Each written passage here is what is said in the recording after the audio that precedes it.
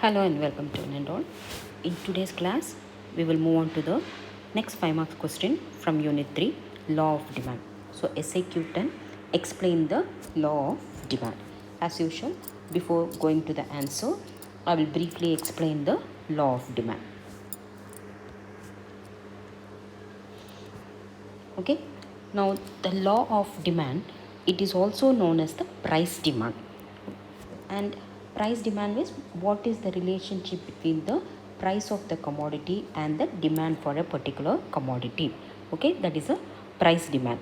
So if you are writing it in the form of an equation, it is d of x, that is the demand for commodity x, is equal to f of p of x. That is, demand for a commodity x is a function of price of commodity x, all the other factors remaining constant. In the previous class, I have explained to you what are all the factors that determine the demand for a commodity apart from price, isn't it? We have checked the income, the prices of related commodities, the taste and preferences of the consumers, etc., isn't it?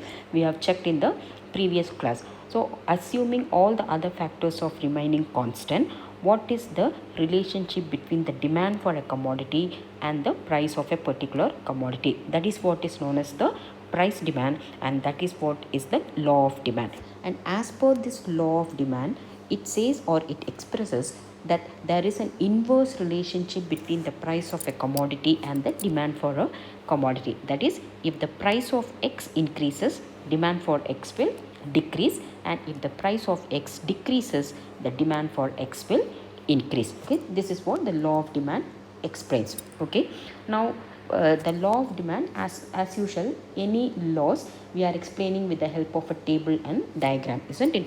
In the same way, the law of demand is also being expressed with the help of a table. That table is known as the demand schedule. So demand schedule, see for example, with if you take a particular consumer, so the consumer, he is having his own demand at different prices. See, when the price of good x is rupees 10, the quantity demanded by a consumer is 50 units. That means what? At the price of 10, he is willing to purchase 50 units of that particular commodity. Suppose in the market, when the price of the good x increases to 20 rupees, so he decided to purchase only 40 units. When the price of a good x is 20, the quantity demanded by our consumer is decreasing to 40 units. And similarly, when the price of the good x is when the price of a good x is 30 rupees, the quantity demanded still decreases to 30 units. So when the price is 10, he is willing to purchase 50 units. When the price increases to 20, then he is decreasing his demand to 40 units. When the price still increases to 30 rupees, his quantity demanded decreases to 30 units, and so on. So that means what we are finding here, at each and every price of the commodity, say the price of a commodity is not remaining constant, isn't it? The price keeps on moving up and down. So if the when the price of the commodity keeps on changing, keeps on increasing, the consumer is having a definite demand. This is the quantity I am going to demand at this price. When the price keeps on increasing, I am going to keep on decreasing my demand. So at each and every price, he is having his own demand. So if these various quantities demanded at various prices, if we are expressing it in the form of a table, that is what is known as demand schedule. That is, for 10 rupees, demand is 50 units, 20 rupees, demand is 40 units, 30 rupees, the demand is 30 units. So like that, if you are arranging it in order and expressing it in the form of a table, that is what is known as the demand schedule. Meaning at each and every price, there are different quantities of demanded by a consumer. Okay, and there are two types of demand schedule. One is the individual demand schedule, that is for various quantities demanded at various prices by one individual consumer. That is a individual demand schedule. See for example, if the price of, just now we have taken one example, and let us assume that is an individual consumer. So when the price of good x, we have just now checked quantity demanded by the consumer A, when the price is 50, he was willing to purchase 10 units only. But when the price decreased to 40 rupees, he is willing to increase the consumption demand to 20 units. When the price still decreased to 30 rupees, he is willing to purchase 30 units. So this is by one individual consumer. But in a market, there is not only one consumer, isn't it? So we have to know the demand for that particular commodity by all the consumers in a particular market. That is what is known as the market demand schedule. That means what? The various quantities demanded at various prices by all the consumers in a particular market. So in a particular colony, there is a certain residents are there. So what is the total quantity demanded by all the residents for that particular commodity? For example, you take, it is you want to purchase an economics textbook. So this economics textbook, what is the demand by one, from the shopkeeper's point of view? So from the shopkeeper's point of view, what is the demand for economics textbooks by all the students or all the economic students in that particular locality? That is a market demand schedule. One student going and purchasing an economics textbook is an individual demand. Of course, you are not going to purchase different so many economics textbook. Only one textbook you are going to purchase, that is okay. But then from the shopkeeper's point of view, if all the economic students in that particular locality, how much they are going to purchase, so that is the market demand schedule. Okay, now if this is, again I'm giving an hypothetical example. Price of good X, the same price, when the price is rupees 50, our consumer A, we already checked, he is willing to purchase 10 units, and another consumer B, he is willing to purchase 20 units when the price is 50. And there is one more consumer C, maybe he is slightly richer, so he is willing to purchase 25 units. And when the price decreases to 40, our consumer A, he is willing to purchase 20 units, but consumer B is willing to purchase 30, and consumer C is willing to purchase 35 units.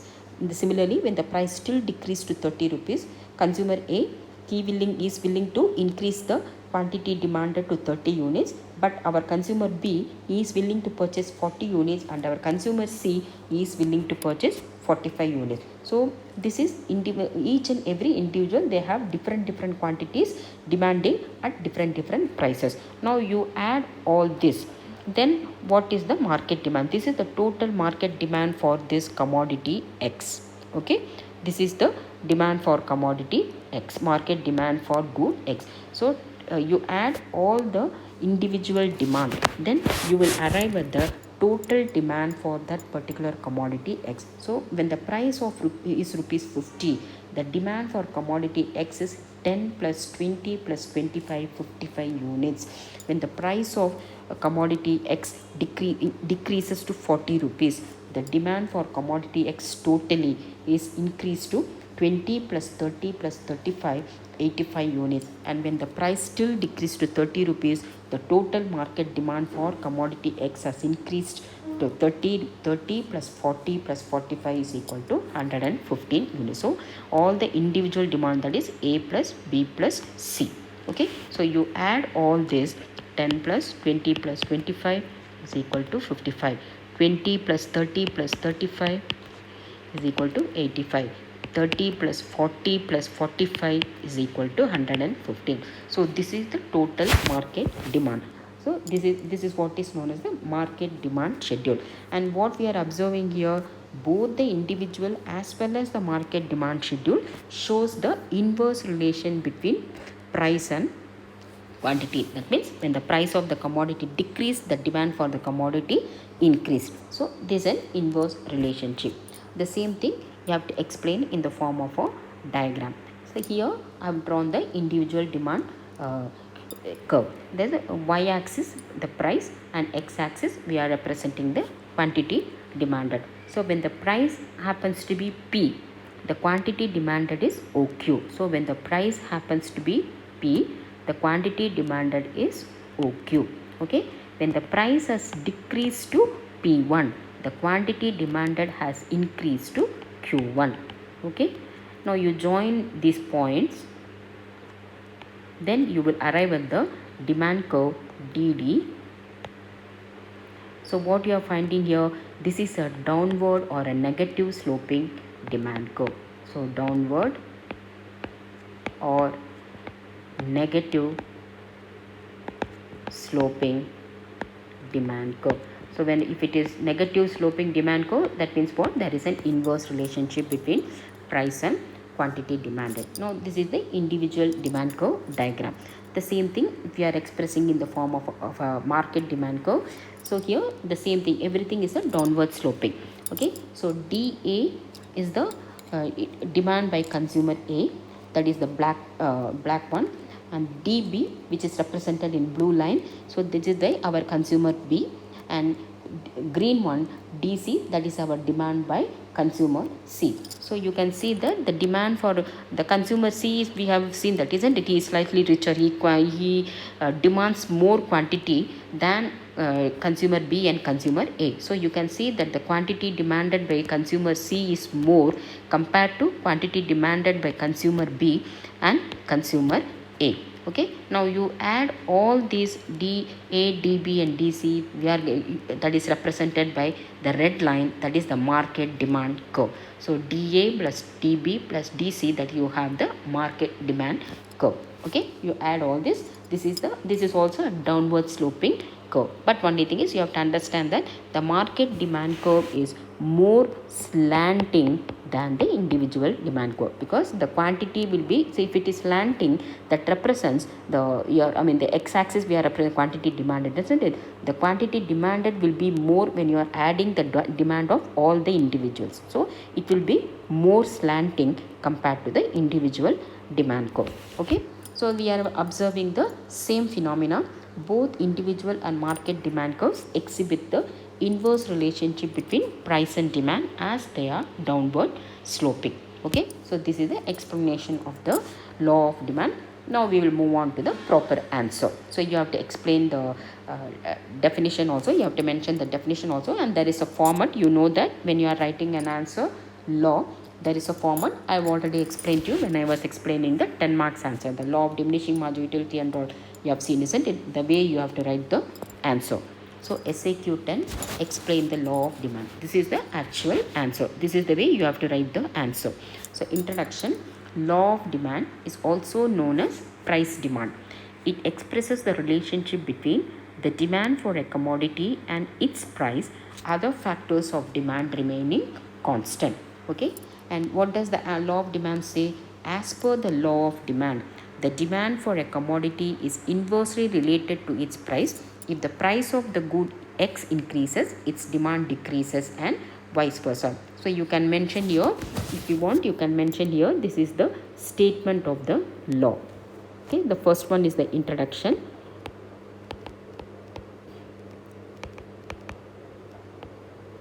And this is the statement of the law.